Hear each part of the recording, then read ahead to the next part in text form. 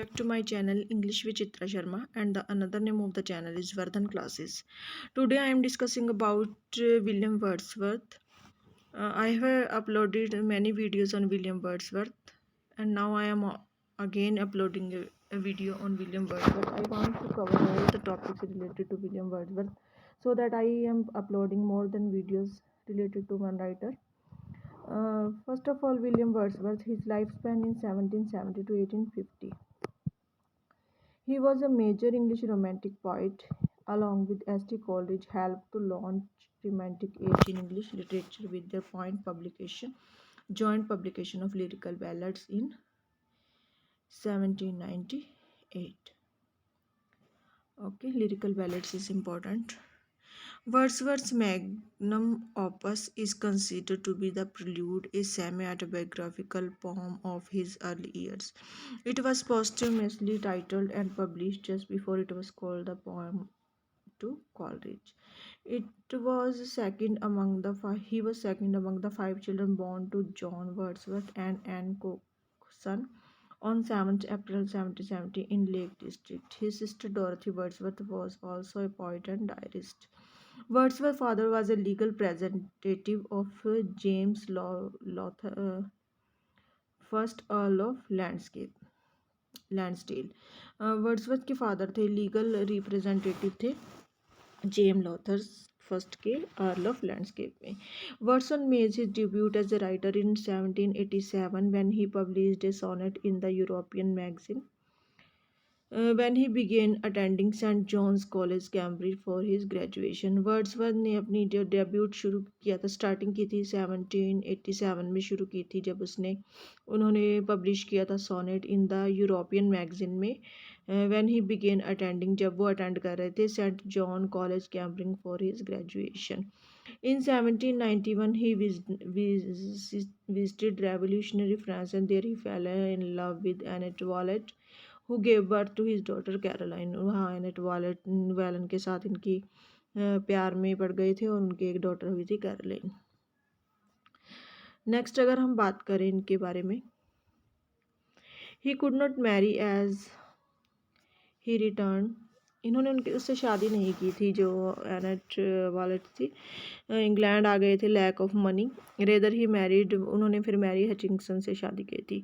He wrote a sonnet, it is a beauteous evening calm and free recalled a sea side walk with 9-year-old Caroline. इन्होंने एक सुंदर sonnet लिखी है, it is a beautiful evening calm and free, जिसमें recall कर रहे हैं, याद कर रहे हैं sea side walk with 9-year-old Caroline.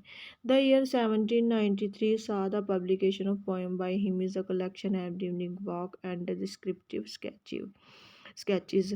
जो ईयर 1793 इन्होंने सादा publication of the poems by him in the collection, जो कलेक्शन में थी an evening walk and descriptive sketches. In 1795 he met S.T. Coleridge. In 1798 Wordsworth and Coleridge together published lyrical ballads.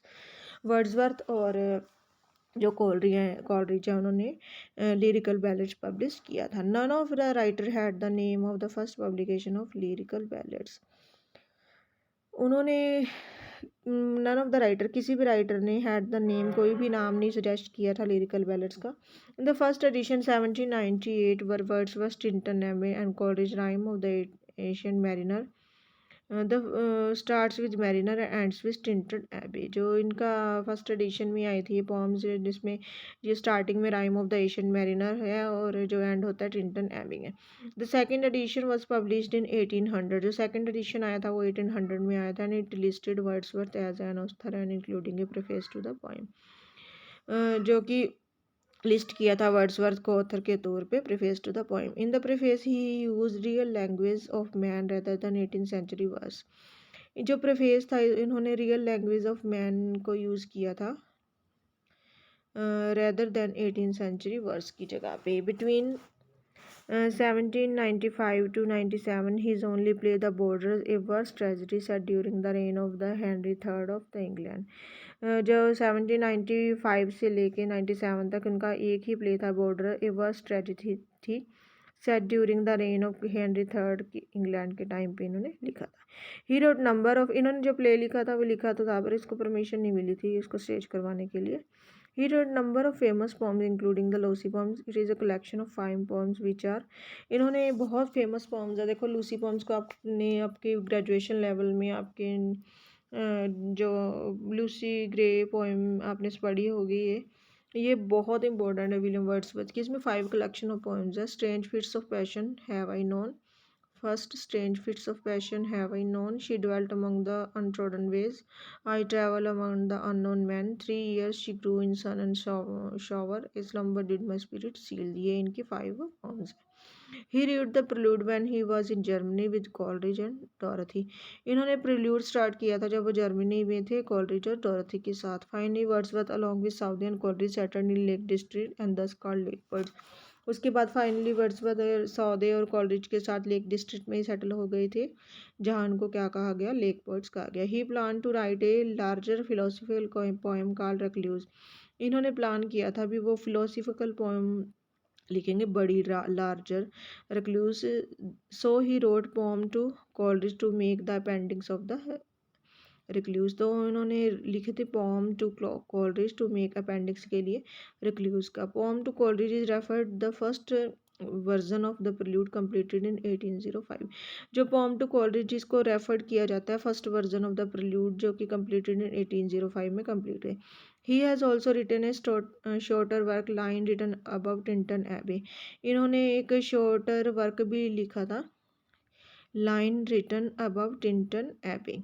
In 1807 Wordsworth published poems in 2 volumes। 1807 में Wordsworth ने जो poems लिखी थी 2 volumes में publish की थी, including ode imitation of immortality from recollection of early childhood. जिसमें क्या क्या लिया गया है, ऑड ली हुई है, imitation of immortality from recollection of early childhood. In 1814 Wordsworth publish the Excursion, जो 1814 है। वर्ड्सवर्थ ने पब्लिश किया था Excursion as the second of the 3 part of the Recluse, जो रेक्लूज का सेकंड था, थर्ड पार्ट रेक्लूज का। And even though he had not completed first third part ever in his life, चाहे उसका first part और third part कभी complete नहीं हुआ। फिर he wrote a poetic prospectus to the recluse. London में उन्होंने लिखी थी 1802 इज एड्रेस टू मिल्टन, जिसको मिल्टन को एड्रेस की गई है। In 1838 Wordsworth received an honorary doctorate in civil law। 1838 में उनको एक ऑनररी डिग्री डॉक्टरेट की सिविल लॉ में मिली थी। 1842 he was awarded a civilist pension of 300 francs a year, उनको मिलते थे पेंशन के तौर पे। After the death of Southey in 1843 he became poet laureate, poet laureate बन गए थे। He became the only poet laureate to write no official work. वो पहले ऐसे पोइट लॉरिएट थे जिन्होंने कोई भी ऑफिशियल वर्स नहीं लिखा। After he death he was buried at Saint Oswald church ग्रासमेयर।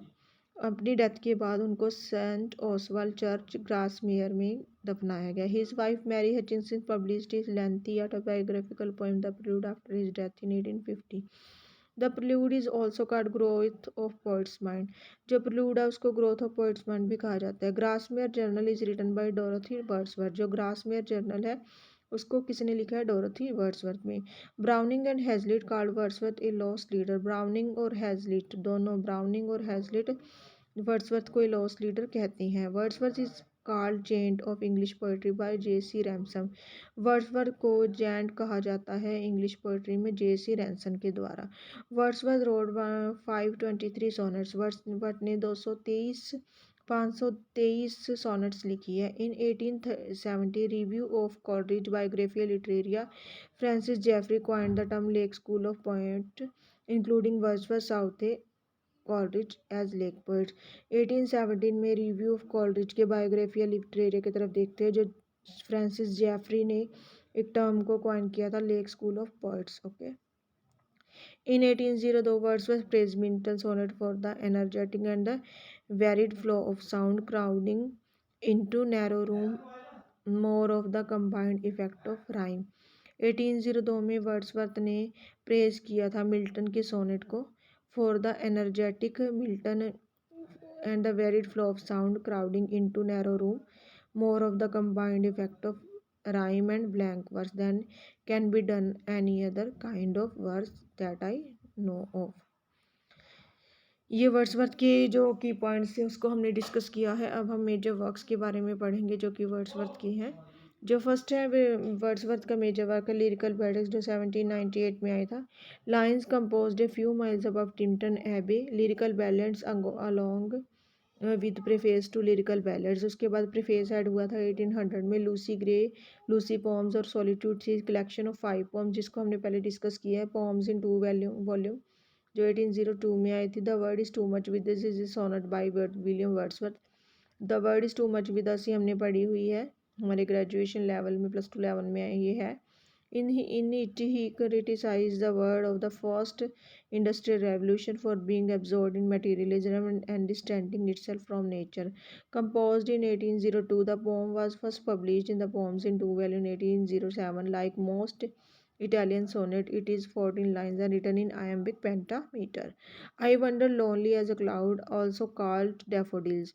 I wander lonely as a client, जिसको क्या कहा जाता है, डैफोडिल्स भी कहा जाता है। 1807 में आई थी। पोम्स इन 2 वॉल्यूम में। Odd imitation of immorality, the solitary reaper 1804, ये भी कब आई थी, पोम्स इन 2 वॉल्यूम जो कि 1807 में आई थी। The word is to much with us, London 1802, ये भी पोम्स इन 2 वॉल्यूम्स में आई थी 1807 में।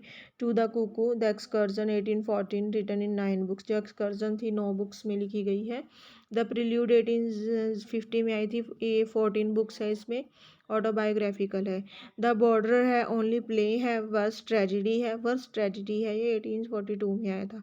माइकल ए पास्टोरल पोम है, ए पार्ट ऑफ लिरिकल बैलड्स 1800 एडिशन में है। Descriptive sketches, My Heart Leaps Up When I Behold, 1807, poems in 2 volumes, My Heart Leap. Repentance, a pastoral ballad है, Repentance. Ode to Duty 1807, poems in 2 volume में आई थी। To the Skylark, The Recluse, Lardemia 1850 और 1845 में आई थी। Peterbell 1819 में आई थी। Guide to the Lake 1810 में आई थी। Guide to the Lake. Elegiac Stanza 1807 में, poems in 2 volumes. Resolution and the Independence 1807, poems in 2 volumes. The Leech Gatherer, Resolution and the Independence. Nuts fret not at their convert at narrow room. Prefatory Sonnet 1802 में। Petrarchal Sonnet है। Rhyming Spring है, A B B A B B A C D C C D D C C D, okay. Also called sonnet upon sonnet. The Tableton 1719 English, published in Lyrical Ballads. और criticism भी हुआ था इनका काफ़ी ज़्यादा, जब ये पोइट लॉरिएट बने थे ना, उसके बाद तो इनका क्रिटिसिज्म काफ़ी ज़्यादा ही हो गया था। मैथ्यू ने referred Wordsworth as he is not fully recognised as home, he is not recognised at abroad, yet I firmly believe that the most poetical work of Wordsworth is, rather than of Shakespeare and Milton, undoubtedly most considerable in our language. John Keats called him egoistic sublime. Tennyson called Wordsworth, he has uttered nothing base. Tennyson ने कहा है, he has uttered nothing base. Browning on Wordsworth ने कहा है, moral यूनक, browning ने। शैली ने क्या कहा है, सिंपल एंड डल। हार्डी ने कहा है, William Wordsworth has a deep influence on Thomas Hardy. According to Hardy, the Leech Gatherer by Wordsworth was the best cure for despair. Hazlitt ने कहा है, William Wordsworth was the only truly great poet and the spoiled child of disappointment. ये हमने Wordsworth के बारे में जो भी हमारे मेन की पॉइंट्स उनको डिस्कस किया है। वर्ड्सवर्थ के जो काम है उनको 1 by 1 हम डिस्कस करेंगे नेक्स्ट वीडियो में। चैनल के साथ बने रहें, लाइक और सब्सक्राइब करते रहें। Thank you.